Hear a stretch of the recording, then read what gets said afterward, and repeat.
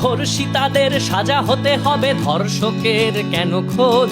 সমাজ বলেছে ঘরে রবে নারী, কেন তারা বের হয় রোজ?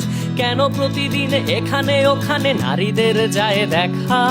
কেনই বা তারা সন্ধে বেলায় বের হয় পথে একা?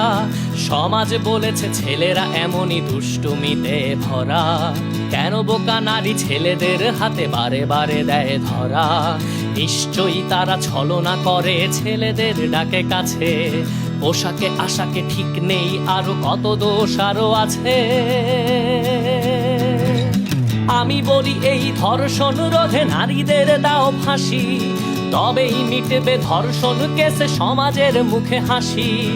আমরা পুরুষ যাতে ধর্ষক এভাবেই গড়া প্রাণী, মনে মনে কত ধর্ষণ করি আমরাই শুধু জানি। আমি বলি এই ধর্ষণ রোধে নারীদের দাও ফাঁসি, তবেই মিটবে ধর্ষণ কেসে সমাজের মুখে হাসি। আমরা পুরুষ যাতে ধর্ষক এভাবেই গড়া প্রাণী, মনে মনে কত ধর্ষণ করি আমরাই শুধু জানি।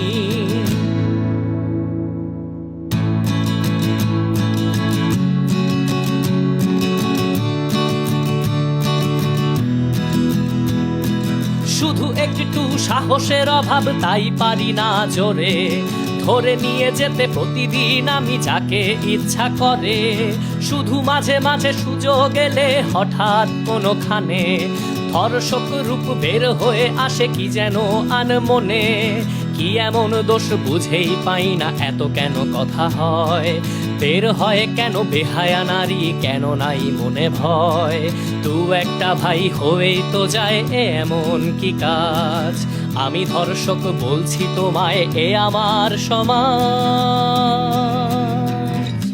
এই যে মেয়ে আর কটা দিন প্রস্তুতি নিয়ে রাখো, তোমার ছেলে ধর্ষক হবে তুমি নিশ্চিত থাকো। তখন তুমি তার পাশে থেকে রক্ষা করো তাকে, ধর্ষিতারই সাজা হয় যেন ছেলে নিরাপদ থাকে।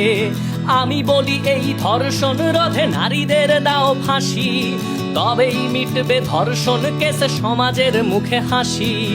আমরা পুরুষ যাতে ধর্ষক এভাবেই গড়া প্রাণী, মনে মনে কত ধর্ষণ করি আমরাই শুধু জানি। মনে মনে কত ধর্ষণ করি আমরাই শুধু জানি। মনে মনে কত ধর্ষণ করি আমরাই শুধু জানি।